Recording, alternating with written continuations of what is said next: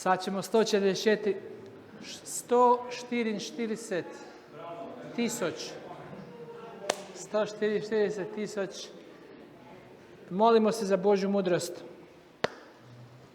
Gospode, molim te, ti nas posvijetli, ti nas nadahni. Daj nam, Gospode, razumijevanje, da razumijemo ovaj divan broj 144.000 i zašto taj broj i kako ti imaš plan za nas, da nas zapečatiš u srcima našim. Daj nam Svetog Duha da razumijemo, to te molimo u Isusovo ime. Amen. Ok.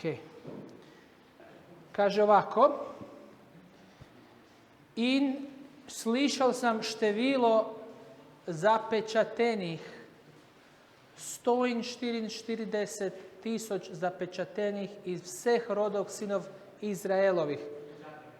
Zapečatenih. Zašto taj broj 144? Prvo da vidimo da li je to doslovnan broj, kako se kaže literal. Dobesedan broj ili je to duhovan broj? Šta vi mislite? Sve je bilo duhovno do sad, valjda bi to trebalo biti duhovan broj. Kaže janje, znači kaže zapečaćeni su na čelima, da li je to dobesedni pečat na čelu? Nije. Kaže 4 vjetra, kaže držite 4 vjetra da ne pušu. Da li to doslovno Bog drži 4 vjetra da ne pušu? Znači to sve simboli. Znači ovdje iz sinova Izraelovih nije doslovnih iz sinova Izraelovih. To nije doslovno iz roda Judinog 12.000, iz roda Rubenovih 12.000, iz roda Gadovog 12.000, iz rodu Aserijevoga. Nema danas roda Aserijevoga, nema Gadovo. To je sve, Izraelci su otišli u asirsko ropstvo i ta plemena ne postoje danas. Znači niti ne može to da bude obesedeno ili doslovno. Znači ovdje se govori o duhovnom Izraelu, koji je crkva, je duhovni Izrael. Vi možete da vidite to na mnogo mjesta u Bibliji. Evo, samo ćemo jedno da pogledamo. Na primjer, jako interesantan stih u Jakovu, prvo poglavlje, 1. stih. Jakov, apostol Jakov, to je nije apostol, nego starješina Jakov, Isusov brat Jakov, on piše kršćanskoj crkvi i kaže Jakov, služabnik Boga i Gospoda Isusa Krista, kome piše? 12. rodovom v razaseljenosti, lep pozdrav. Da li on piše židovima ili kršćanima? Je ovo kršćanska Biblija ili židovska Biblija, Novi Zavjet? Znači on piše kome? On piše kršćanima i kako on naziva kršćane? 12 plemena, 12 rodova. To nije doslovan broj, to je sada jedan simboličan, teološki naziv za Božji narod. Mi smo zaista nasljedovali židovsku crkvu, mi smo Izrael. Izrael nikad nije, Izrael i Juda su dva različita termina. Juda je etnički termin, a Izrael je duhovni termin.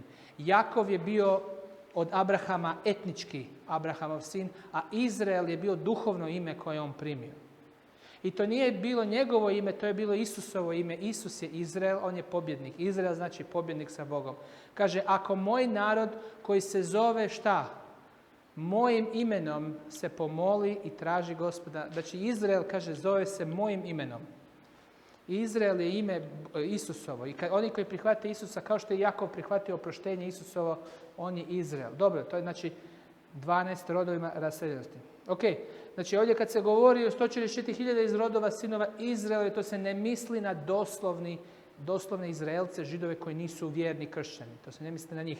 To se misli na nas koji smo sinovi Izraeli po duhu. 144.000 također nije doslovan broj, obedesenjen. Dobesedan. Aha, beseda je riječ. Dobesedan. To nije dobesedan. To nije število dobesedno, to je število simbolično. Rasturam moje slovenski. I zašto baš 144.000? Zašto baš taj broj?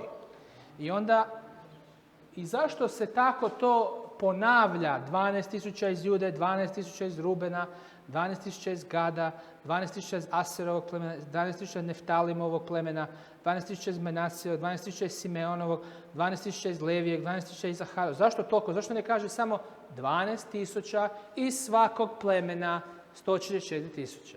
Zašto samo tako lijepo, kratko ne napiše? Zašto Bog toliko troši pero i tintu i svoj dah da bi tako dugačko to... Gdje drugdje u Bibliji imamo takav sličan zapis brojkama izraelskih plemena? Gdje drugdje u Bibliji imamo tako nešto slično? Toliko iz Danovog, toliko iz Rubenovog, toliko iz Judinog, toliko iz Gadovog, toliko iz Ašerovog. Znači, to se aludira na nešto. Mojsije šta? Kad su išli u rat, gdje je? U koju zemlju? U Kanan. Kad su ulazili pred sam ulazak u Kanan, u 4. Mojsijeva 26. poglavlje, pred sam ulazak u Kamen Mojsije je izbrojao Izraelce. I onda je rekao 56.000 iz Jude, 40.000 iz Rubena, 25.000 iz Gada. On je tako pobrojao po tisućama. Kad su išli, ulazili u zemaljski Kanan. A šta ovdje se dešava? Gdje ulazi ovi sinovi Izraelovi? U nebeski Kanan. Ali svi su po 12.000. Nema više, prije su oni svi bili, židovska plemena, oni su se svi borili među sobom ko ima prevlast. Znate, ko Isusovi učenici su se borili ko ima prevlast. Tako su se i plemena. Juda kaže, ja imam 65.000, a Jefrem, ja imam 75.000. Manase, ja imam 68.000. Oni su se svi borili ko će imati više. A ovdje to je duhovno. Svi po 12 lijepo. Broj 12 je broj crkve, 12 patrijarha, 12 apostola. Svi u skladu, nema niko više, niko manje, nećemo. I tu fale, znači to je kao neka vrsta vojske, 12.000, oni su svi u harmoniji, nisu više da se bore u crkvi, nema više crkvenih borbe u crkvi, ko je veći, ko je manji, svi su složni. Oni su šta? Zapečaćeni su karakterom Božji, duh Božji, oni su imaju potpunu Kristov ljubazni karakter. Oni su zapečaćeni i oni ulaze sad u nebeski Kanan. I nema, a pazite šta fali, nema Danovog plemena i nema Efraimovog plemena. Sve ima, umjesto Efraima su stavili Josip, koji je bio wow, jako dobar. Ali fali Efraim i fali Dan. Zašto fali Danovo pleme, na primjer? Sva plemena su, ali su stavili Levija, koji nije bio jedan od 12. Levi je bio svećeničko pleme, nije se brojao, ali su ga stavili jer Levi je bio dobar. Levi je bio svet. Oni su, kaže, od njega je došao Mojsije i Aron, od Levija. Levijevici nisu htjeli, oni nisu pristali kad je bilo zlatno tele. Se sjećate zlatno tele? Samo Levijevci nisu htjeli. Znači on stavlja i Levija. On stavlja patrijarha Josipa, koji je bio dobar. A ne stavlja Efraima i ne stavlja Dan. Zašto nije Dana stavio? U tih 12.144.000. Dan fali. Zašto baš Dan? Pa svi su bili malo idolopoklonstvo. Zašto baš Dan? U Danu je bilo jedno tela. Pa dobro, bilo je u Betelu isto. A Betel je bio u Efraimu. O, vidiš, što nisam znao. Vidiš kako ja nešto naučim iz drugih ljudi isto. Of course. Dan i Betel je bilo zlatno tele. Betel je u Efraimu. Efraimova gora. A Dan je bilo dao Danu. Čekaj da si to zapišem u moj komentar. Dobro da ga još nisam izdao. Čekaj, to negdje. Daj, pošalje mi email da ne zaboravim. Neću ovo zaboraviti. Ovo neću zaboraviti. Moram provjeriti, daj Betel. Ali ima još jedan razlog. Wow, dobar. Nisam. Dan je jedino pleme koje kad je Jošua sa svim plemenima došao u kanansku zemlju, Jošua je osvojio i svako pleme je uspjelo osvojiti svoj teritorij. Jedino Dan nije imao teritorij, nego su se lutali. I onda su lutali, pa su onda tek poslije kad je Jošua umro, nekoliko generacija kasnije su išli na sjever i osvojili jedan miran grad koji nisu uopće bili tako, mogli su ih možda preobratiti. Oni su sve poklali i onda su osvojili taj miran grad.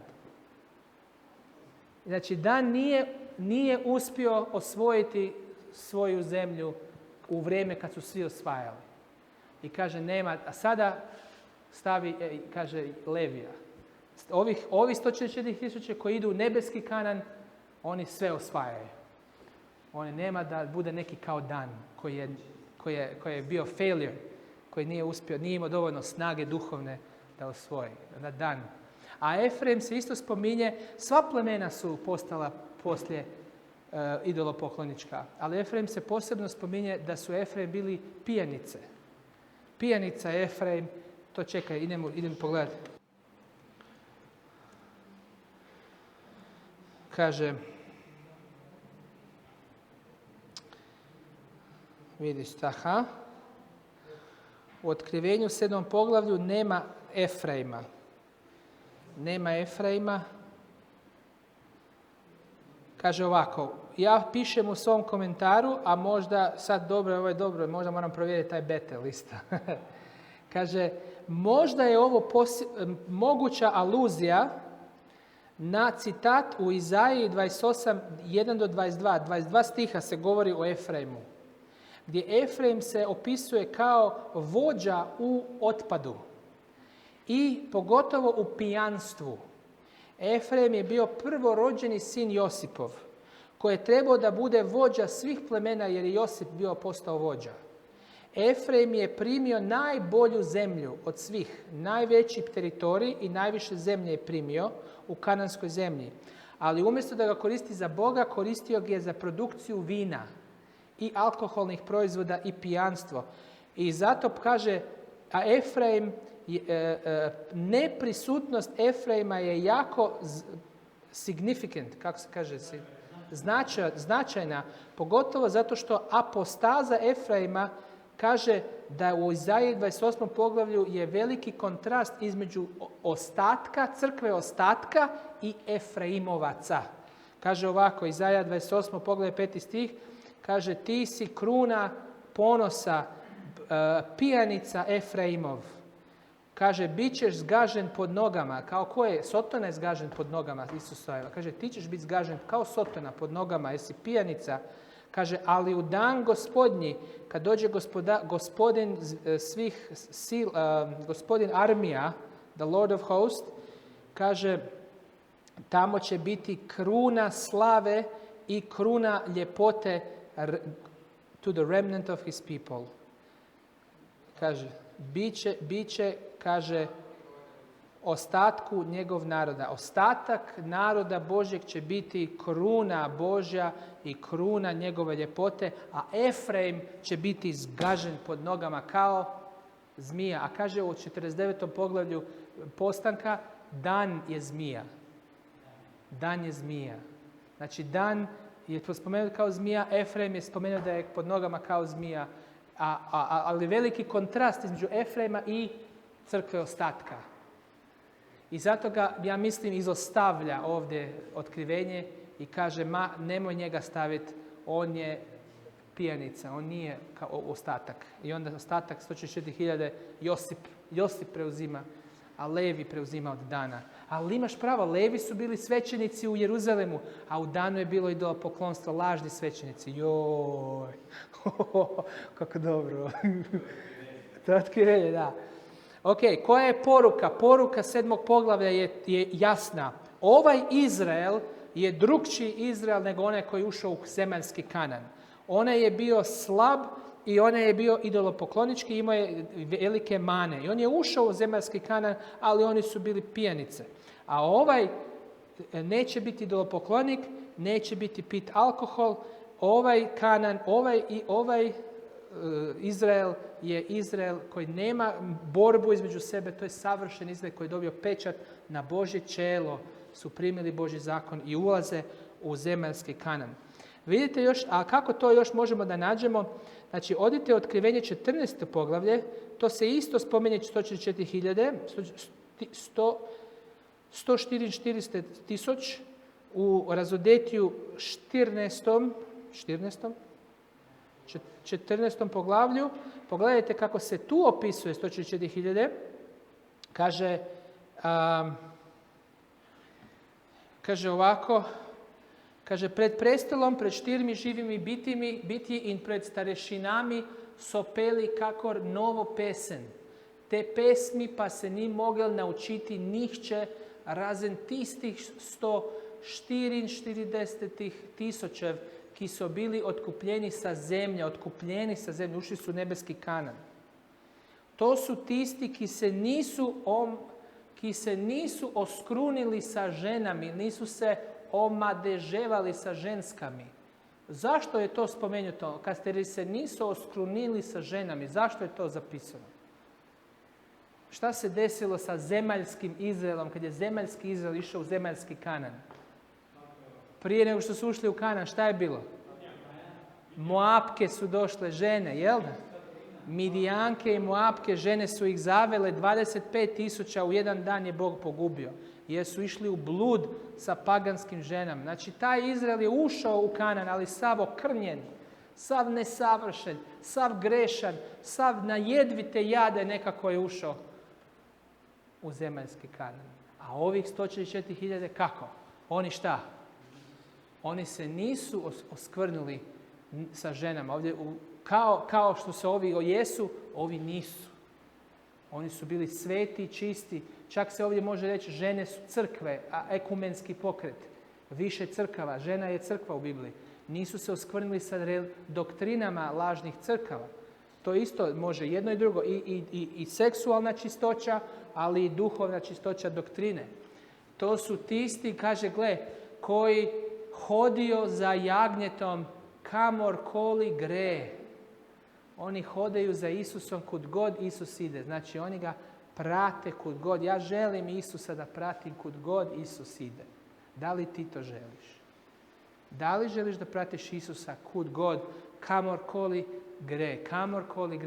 Ti su bili otkupljeni između ljudi kao prvenci za Boga i za jagnje. 144.000 su prvenci. Kaže, oni su najbolji. Zašto prvenci? Prvenci se odnosi na, ljudi misle da to znači, kaže prvenac, to se koristilo za voće koje se nosilo u hram u hebrejskom svetištu. Oni su nosili prvenstvo kao prvinu, najbolje, ali to nije bila prva jabuka koja bi izašla pa iščupaš, nego prvina u smislu kvalitete, a ne u smislu kronološka prvina. I zato ovi kažu, ovi su prvina. Oni su najbolja, jer Isus dolazi sa srpom da žanje i oni kažu, ovo će biti najbolji rod koji je išao u svetinju, koji je išao u hram na nebu, u hram na zemlji. I kaže, oni su prvina za Boga i za janjeta. 144.000 koji, oni su primili Božji pečat, a nisu primili žig zvijeri na njihova čela, nego Božji pečat. I kaže, u njihovim ustima, pazite šta kaže, u njihovih ustih se ni našla što? Ni našla laž. Oni su brez mane, oni su bez madeža. Vidiš, madež, to kažete madež, to je rana. Madež je nama bradavica. Ok, mana, da. Madež je da ovako, madež. Bez mane. Oni su bez mane. Oni su savršeni Izrael. Kad Isus, prije nego što Isus dođe, on će imati svoju generaciju, svoju crkvu koja će imati bez mane. Oni su, u njihovim ustima se ni našla laž. Sad da vas pitam, kako je to, da li je Jakov imao laž? Laž, da. Kaže, a njegovi potomci 144.000 od Izraela, od Jakova, na njihovim ustima se nije našla. Oni su bolji od patrijarha Jakova. A Abraham, da li je Abraham lago? Abraham, otac vjere, ovi su bolji od Abrahama, čovječe. A čekaj malo, a gdje se taj citat kaže, u njegovim ustima se nije našla laž? Izaija 53. poglavlje kaže, Isus je bio kao janje na zaklanje i ne nađe se laž u ustima njegovim. 53. poglavlje 11. stih. Isus je bio tako čist, bez grijeha, nije se našla laž u njegovim ustima. A ovi 144.000 šta? Oni prate janje gde? Kud god ono ide i šta u njihovim ustima, isto se nije našlo. Znači, oni će doseći taj karakter koji je Krist imao. I kad oni dosegnu karakter koji je Krist ima, koji nema više grijeha, onda Krist kaže, moja poslanička služba je gotova. I sad ja imam produkt koji ne treba mene konstantno u svetištu da mu prašta, da mu čisti grijehe, da ga zastupa. Sad oni su čisti, zapečačeni paket. Ja sad mogu da dođem, da prestanem poslaničku službu i da dođem da uništim zemlju i da spasim pravedne. Zato kaže držite zemlju, držite vjetrove. Da što? Držite vjetrove da ne uništavaju zemlju ni more dok ne zapečatim sluge njegove na čelima njihovim. I Sotona to zna. On zna da on ima malo vremena. I sve ovisi o tome da li će se Božji narod stvarno posvetiti. Da li će se zapečatiti. I ako Božji narod samo la, ne trebamo da pobjedimo grijeh, on je sretan. Sotona je tako sretan. I onda kaže, super, ja imam dulji život. Mi smo u biti, znate ono kad si na aparatima, kao, znaš kad je neko padne u komu pa si na aparatima, pa mu daju ovako glukozu, intravenoznu glukozu, pa mu daju kisik, znate za to? Pa mi smo đavolu glukoza, intravenozni kisik. Da, zato što mi kupujemo njegov proizvod je grijeh. I on je kao drog diler i on nama prodaje grijeh. I dokle god on nama prodaje, ima tržište. A kad izgubi tržište, on je gotov. Znači, gospodnji narod mora da se zapečati, da prestanemo da odužavamo život vragu.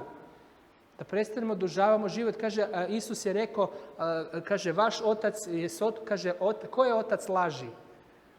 Kaže, on je laža od početka, otac laže. Kaže, ovi nemaju više lažu u njihovim ustima i oni su zapečačeni. I pazi šta kaže sad ovdje u Rimljanima.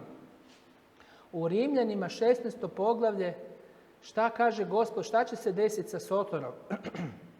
Tko će zgaziti Sotonu? Recite vi meni, tko će zgaziti Sotonu pod nogama? Šta vi mislite, tko će zgaziti Sotonu pod nogama? Ko je zgazio Sotonu pod nogama svojim? Je Isus zgazio Sotonu. A gledajte šta kaže Rimljanima 16. pogled 20. stih. Kaže, a Bog mira pa bo prav kmalu satrl Satana pod kojim nogama? Vašimi nogama. Milost našega Gospoda Isusa Krista najbo z vami za uvijek. Bog mira pa potre Satana pod vaše noge u kratkem. Amen. Slava Bogu. Znači, Bog želi da ne samo Isus bude bez mane, da laž ne bude u njegovim ustima, da satre Sotonu, da otac laži koji laže, da Isus kaže nisam prihvatio nikakvu njegov grijeh, nego on želi da i njegov narod tako živi i da dosegne taj nivo gdje će biti zapečačeni i bez mane, kaže, bez madeža, da budu spremni za Kristov dolazak. Amen. To je poanta cijele knjige Otkrivenja. Recite, brate, neko je htio dignuti ruku. Da. Mi smo živi. Mi smo više grešili, da, i zato ne možemo, da, i zato mi trebamo spasenje. Ali kad primimo spasenje, oproštenje naših grijeha, kada Isus očisti naš život, kao da nije bilo, on sada nam daje mogućnost da imamo novi život. Kaže, onaj koji može da te sačuva bez pada, Juda 1.24. Juda 1.24 kaže, onome slava i čast, onome koji može da nas sačuva šta? Bez pada. Jel može Bog da nas sačuva bez pada? Znači, Biblija kaže da može. Gledajte šta kaže 2. Korinčanima, 7. poglavlje, 1. stih. Kaže, vi ćete zgaziti Sotonu pod vašim nogama. Znači, Sotona nije nas ugrizo, on je ugrizo s Isusa. Isus je platio cenu. Ali u isto vrijeme kad Isus ga je skršio, svojim bezgrešnim životom ga je skršio. Ali rekao je, kaže, zašto je Isus skršio? Kaže, ja sam put, istina i život. Slijedite mene. I onda ćemo i mi skršiti, to jest Bog kroz naše noge će isto skršiti Sotonu pred kraj. Sotona će izgubiti svoj life support. I Soton sad ima life support, on nas navlači na grijeh i onda Isus mora stalno da nas šalje Svetog Duha, da se pokajemo. Onda on šalje legalno da nas opravda. Isus svaki put kad se griješimo, Isus mora da nas čeka, da se mi pokajemo. U nebeskoj svetinji on mora da nas čeka, on ne želi da nas uništi, on želi da se pokajemo, da se obratimo i onda legalno briše naš grijeh pred svim anđelima koji to gledaju, da niko ne uđe koji ima svjestan grijeh. I onda Isus ne može da dođe na zemlju jer posreduje za nas u nebeskom svetištu gdje su hiljade, milijarde anđela to gledaju legalno. I Isus znači kaže, ali kad zgazi zmiju pod njegovim nogama, kad jednostavno ne bude više Sotona dobivao od nas pažnju, kad više jednostavno ne bude više grijeha u Božjem narodu, on kaže, evo ga, ne moram više da njih konstantno da posredujem. I onda Isus može da dođe, drugi dolazak. Da nas pogledaj šta kaže 2. Korinčanima. 2. Korinčanima, 7. poglavlje, 1. stih. Šta kaže? Ker imamo torej te obljube, ljubljeni, očistimo se šta? Svakega. Da li riječ svakega znači svakega ili samo nekoga? Recite mi šta znači riječ svakega? Pa to bi značilo ne svakega. Ne. Znači riječ svakega, obljubljeni, očistimo se od svakega madeža, šta? Mesa i duha ter dopunjujemo svetost u strahu Božjem. Šta? Dopunjujemo. Kako bi to? Šta to znači na hrvatskom? Dopunjujemo. Koji jezuit vam je ovo preveo? Znate kako kaže na engleški, na bilo koji drugi prevod? Ne. Teleos, na grčki, teleos. Tako je, da. Usavršite svetost. Vidite 2. Korinčanima 7.1. Šta kaže? Having these promises, beloved, let us cleanse, očistimo se sebe od all filthiness, flesh and spirit. Šta? Perfecting, usavršeći svetost u strahu Božjem. Znači, naša svetost mora da bude dovršena. Dovršite svetost. Dopunjujemo usavršavanje. Ok. 2. Solunjanima, 5. poglavlje, isto, ne, 1. Solunjanima. 1. Solunjanima, 5. poglavlje, 23. stih. 1. Solunjanima 5.23. Kaže ovako, vidiš šta kaže? Neka vas Bog mira posveti koliko? Completely.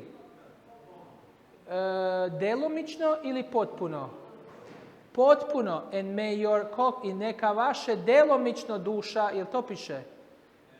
Neše cijeli duh, duša i telo nek bude sačuvano kako? Bez mane. Bez mane znači sa malo nekih par mana ili bez mane? Što znači bez mane?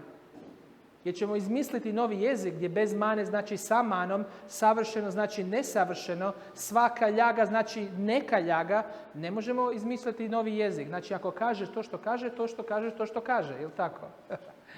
Znači neka nas čuva bez mane do dolaska našeg Isusa Krista. Onaj koji vas zove, on će učiniti to sa vama. On će razbiti, zgaziti zmiju pod našim nogama. Amen. Vidite šta kaže duh proroštva. Vidite šta kaže duh proroštva. Rani spisi, strana 71. Evo, brate, pogledaj. Rani spisi, strana 71. Kaže Ellen White, vidjela sam da mnogi ne shvaćaju, ne razumeju što moraju biti da bi živjeli pred Gospodinom bez velikog svećenika u svetištu. Znači, bit će vrijeme bez velikog svećenika u svetištu, kroz vrijeme nevolje. Oni koji primaju pečat živoga Boga, 144.000 i zaštićeni su u vrijeme nevolje, moraju kako? U potpunosti održavati Isusov lik. Vidjela sam da nitko ne može dijeliti osvježenje kasnu kišu, osim ako ne dobije pobjedu nad svakom kušnjom, nad ponosom, Gospode pomogni mi, sa sebičnošću, sa ljubavlju prema svijetu i nad svakom pogrešnom riječi i djelom. Amen. Znači to je, kaže, kad narod Božji pobjedi, onda ima drugi cilj, kaže, da li zaista, Review and Herald, June 10, 1902, kaže, SDA Bible Commentary, Volume 6, kaže, da li zaista tražimo njegovu puninu? Da li uvijek težimo prema ljestvici koja je postavljena pred nama, savršenstvo njegovog karaktera? Kada Gospodinov narod dosegne ovaj nivo, ona kaže na engleski this mark, ovu marku, ne, mark može biti kao meta, ovaj nivo, ova točka, ova crta kao ova marka na zidu. Kad dosegne ovaj nivo, bit će zapečaćen na njihovim čelima, ispunjen je njegovim duhom, bit će savršeni u Kristu, a anđeo zapisničar će objaviti šta? Svršeno je. Anđeo zapisničar kaže, ok, svršeno je, ne trebaju više posredovanje. Završeno je za njih kada budu zapečaćeni.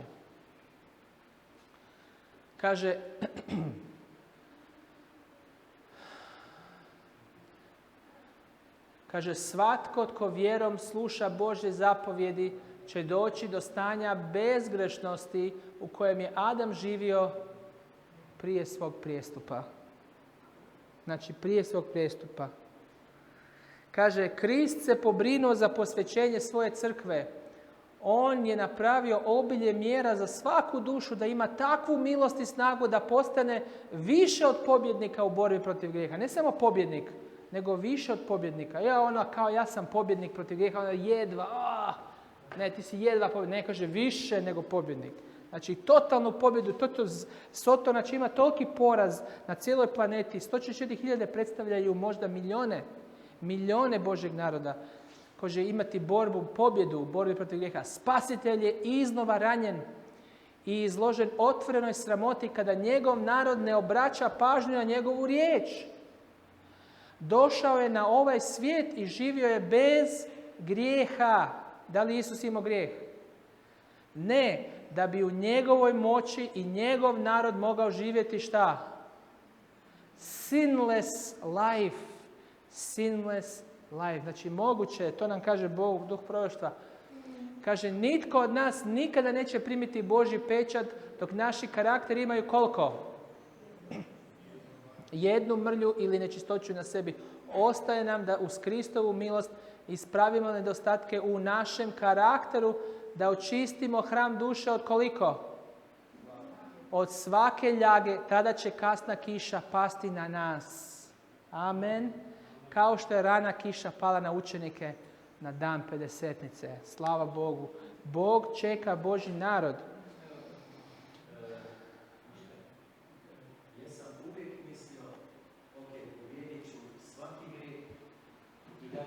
Nećeš ti, kaže, Bog mora ti dati snagu. A da će to činiti kad padne pozitivno? Ne. Da. Sad da vidim da moram ja to u Kristu i onda dobijem pozitivno. Tako je. Znači, da dobijam tu silu posle da izražim te nebole. Pozni dažd će biti duh proroštva. Ti ćeš postati prorok kada pobjediš svaki. I pazi, Bog ne može dati duh sile proroštva čovjeku koji ima svjesne grijehe. Ljudi mogu da vide grijehe u njegovom životu, da nije čist. Onda kaže, kako tako prorok? Vidi prorok kako živi grešno. Onda mogu i ja. Bog će dati silu svog Svetog Duha kada čovjek stvarno živi pobožno. Kad čovjek živi bez mane, kad čovjek živi bez primjera, da ne mogu drugi da upere prst i kažu evo ga neki grešnik. Jeste, kad se ljudi zapečate, tu počne pada pozni dažd u isto vrijeme. Prvo će biti pozni dažd. Prvo će biti pozni dažd. Prvo dolazi pozni dažd. I onda pečačenje, da. Ali nitko neće primiti Božji pečat dok imamo jednu mrlju. Kada očistimo hram duše od svake ljage, tada će kasna kiša pasti. To je jako blizu. To je jako blizu jedno drugome. Znači, nije to. Mi kad budemo zapečačeni, to ne znači da je cijeli svijet zapečačen. Znači, me ču. Znači, šta će se desiti? Kada zapečačenje neće biti svi odjednom. Ima vrijeme pečačenja. Možda jedna osoba je sad zapečačena, ona ni ne zna. I kasna kiša pada na nju, ide na drugog i onda sad prima propovjed i on se pečati. I on se dum i tu počinje. Cijeli počinje proces. I onda ljudi iz svijeta još nisu gotovi. I njima su još propovjedaju. Onda i oni primaju, oni, kaže Ellen White, oni će morati da nauče u nekoliko mjeseci ono što smo mi naučili godinama. A bit će velike, velike katastrofe. Ljudi će tražiti Boga. Ljudi će tražiti spasenje. Da.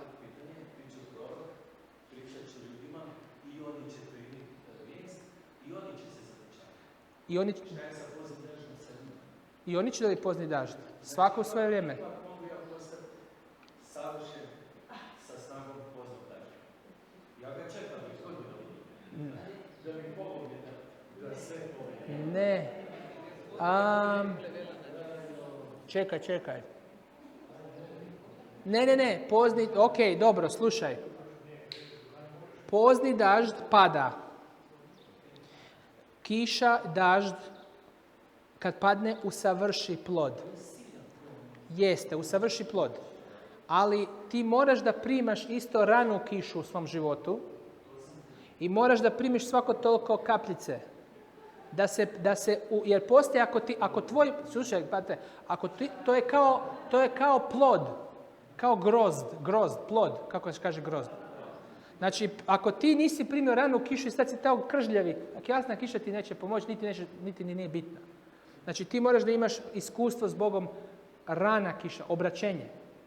Ti onda moraš da imaš svako toliko malo dažda. Ti moraš da imaš malo sunca, sunce su kušnje. Onda ne šećer u grozdu zavrije, lijepo šećer bude slatko. I onda malo ovako dođe vodica da dobije malo volumen i onda pred kraj žetve dolazi kasna kiša. Kad kasna kiša padne, onda dobije lijepo volumen, onaj šećer i voda zajedno i on je savršen.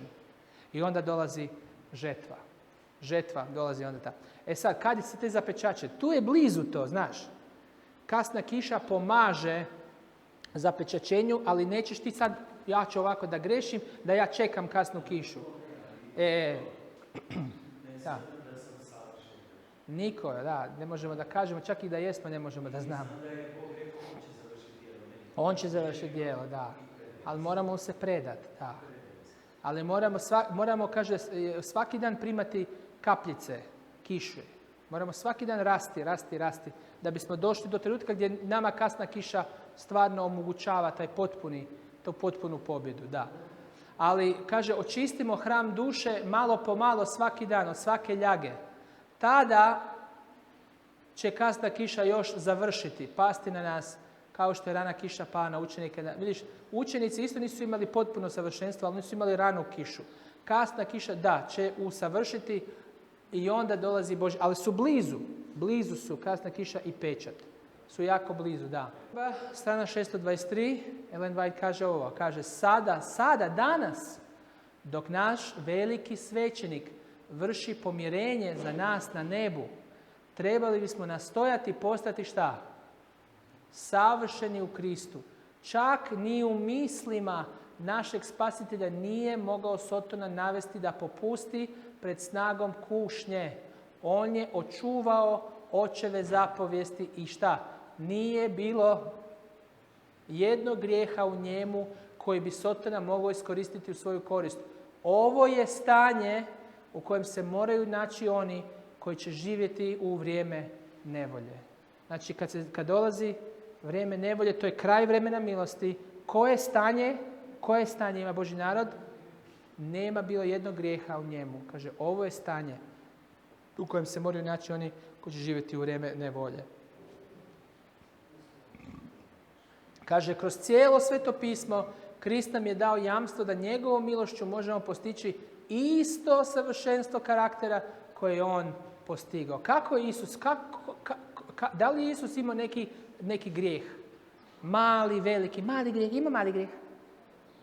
I isto savršenstvo karaktera koje je Isus postigao, kaže, Krist nam je dao da njegovom milošću možemo postići isto savršenstvo koje je on postigao. Čak kaže ovako, vidite ovo je, ova mi je jako dobar citat. Ovo je iz Review and Herald, april 24, 1900. Kaže, moramo shvatiti da nam je po vjeri u njega, u Isusa, privilegija biti dionicima božanske prirode i biti očišćen od svih grijeha, svih mana karaktera. Ne trebamo zadržati niti jednu grešnu sklonost.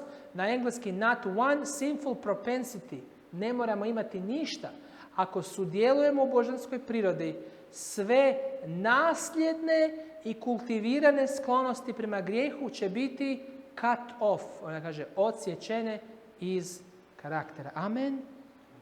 Amen, slava Boga. Ako sudjelujemo u božanskoj prirodi, sve nasljedne i kultivirane sklonosti prema grijehu će biti osjećene. Znači, Bog želi da se usavršimo. On čeka tu 144.000 da se zapečate, da može završiti djelo na ovoj zemlji. To je cijela poanta knjige Otkrivenja. Sad, idemo sad da proučavamo na veliko mnoštvo. Koji su to veliko mnoštvo? Koji dolaze nakon 144.000. 7. poglavlje. Kaže 144.000 i ovako. I onda zapečaćeni svi spremni za nebeski Kanan, nisu se okaljali sa ženama, u njihovim ustima nema laži, nemaju manu, one slijede janje kod godine, oni su zapečaćeni, oni su pobjedili svaki grijeh. Gospode, to je naša želja. Da mi sad kad odemo odavde, da mi hodamo, mi nećemo možda sutra postići to savršenstvo, ali mi kad hodamo u auto, kad idemo u posao, kad idemo mi moramo, kaže Isus, bdijte i istražite. Bdijte i istražite. Da ne padnete u napast, jel tako? Zašto je Isus rekao bdijte i istražite? Zato što on želi da ne padnemo. Amen. Znači Gospod želi da, ali Isus je s nama. Isus želi da nam pomogne. I kad mi idemo kroz život, mi trebamo da idemo sa molitvom, sa razgovor, kao što je Enoh. On je razgovarao sa Bogom dok je živio svaki dan svojim životom. Mi moramo pobijediti. Svako od nas ima neke mane i slabosti. Neki ljudi imaju problema s apetitom. Neki ljudi imaju problema sa grešnim uživanjem u jednim. Neki sa grešnim uživanjem nekim drugim. I moraju da se zaniječu i kažu, Gospode, daj mi da to mrzim. Daj mi da to odbacim u životu. Neću više. Želim da se posvetim za Tvoje kraljevstvo. Da dođe kraj. I da dođe Kristov drugi dolazak. Zato što volimo Isusa. Ok. I sad ide dalje 7. poglavlje Otkrivenja. I kaže, zatem se mi je prikazala velika množica, ki je nihče ne bi mogal prešteti iz vseh narodov, rodov, ljudstev in jezikov. Stali su pred prestolom in pred janjetom, ogrnjeni v bela oblačila, v rokah pa su držali palmove veje. Ko su sad ti velika množica? Ko su sad ti velika množica? On kaže, i vapili su sa moćnim glasom, odrešenje, spasenje je v našem Bogu, ki sedi na prestolju i u jagnjetu. Kaže, i todej so vsi angeli, ki so stali se okrog prestola in starešin ter 4 živih biti, padli pred prestolom na svoje obliče in molili Boga, amen, hvala i slava, mudrost i zahvalnost, čast i oblasti moći našem Bogu na veke vekov. Teda je spregovoril nekdo između starešin in mi rekel, tile, ki so ogrnjeni v bela oblačila, kdo so in od kod su prišli? Ko su oni, od kud su došli? Rekel sam mu, moj Gospod, ti veš, ti znaš. On pa mi je rekel, to su tisti, ki so prišli iz velike stiske. A kad će biti velika stiska? Na posljednje vreme.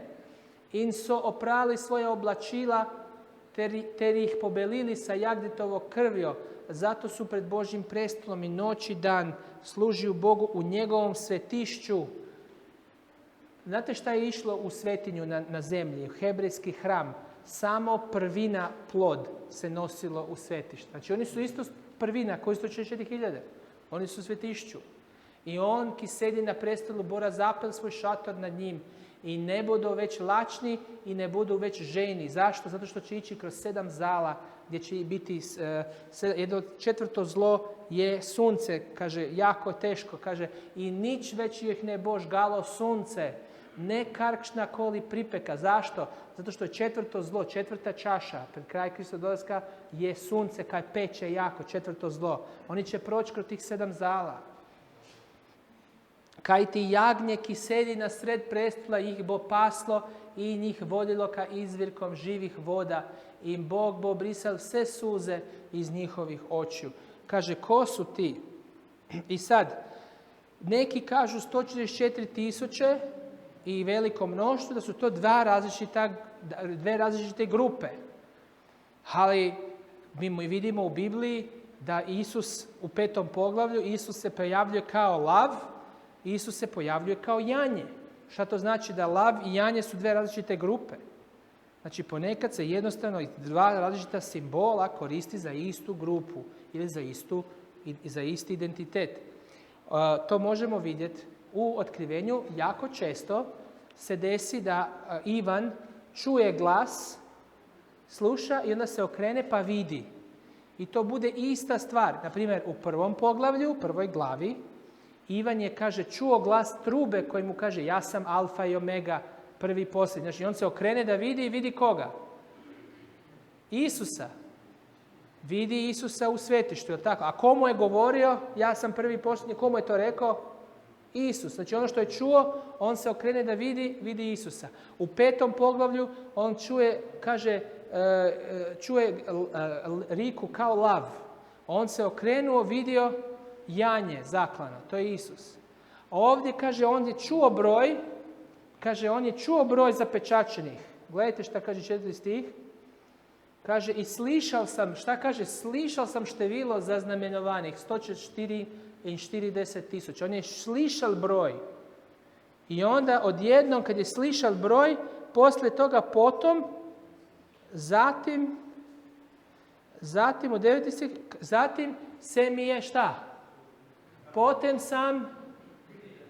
sam videl.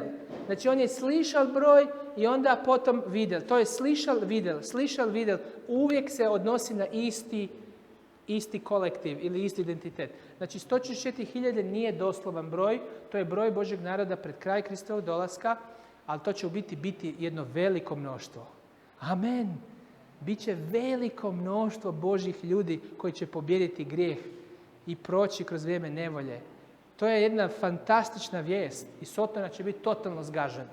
Reći će, ti si totalno nevjerovatno, kako mogu ti jadni ljudska bića, najslabija generacija, naš frontalni mozak scrolla na telefonu ovako, ne može 2 sekunde da pazi. Vi, hvala Bogu, cijeli dan slušate otkrivenja, a većina ljudi ovako ne mogu 2 sekunde da paze. I oni imaju tako, mi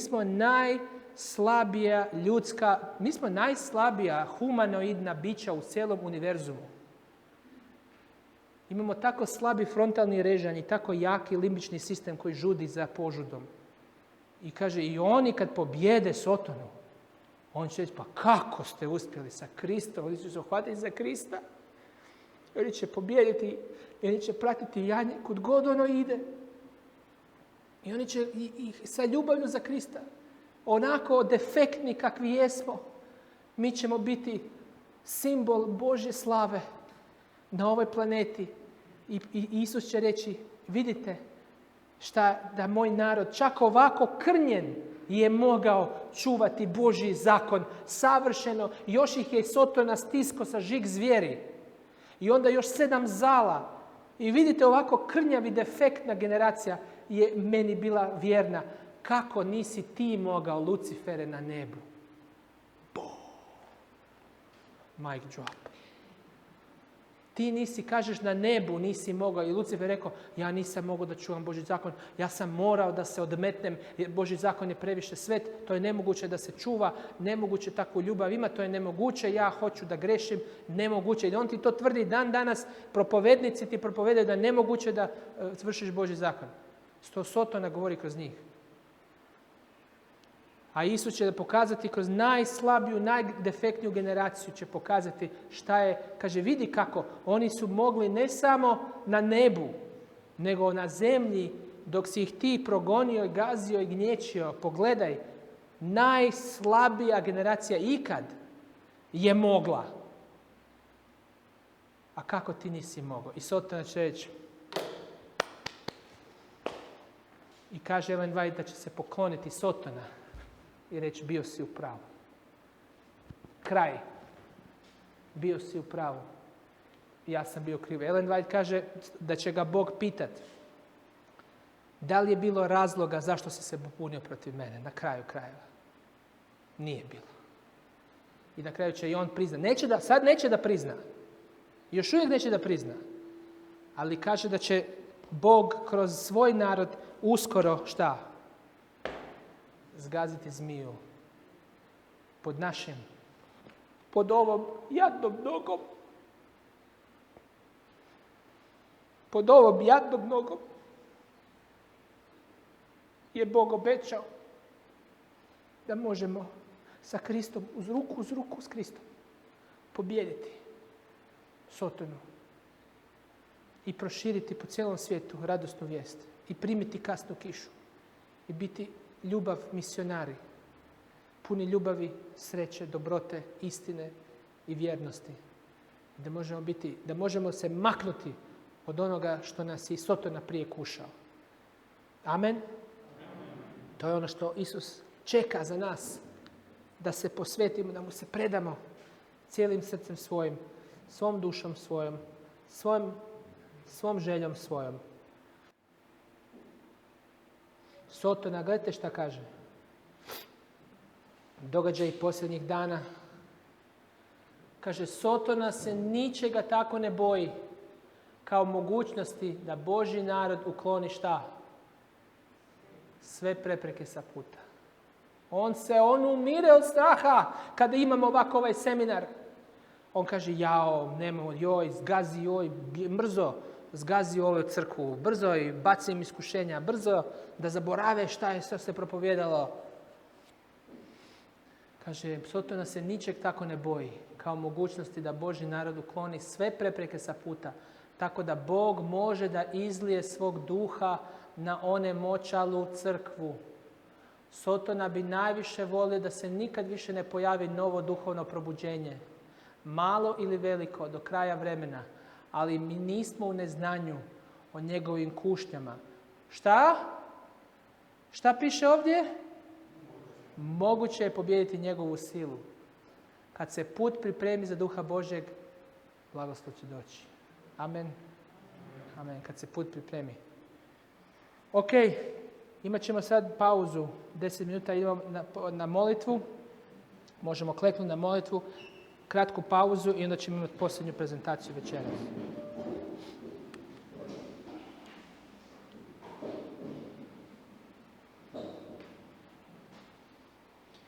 Oče naš,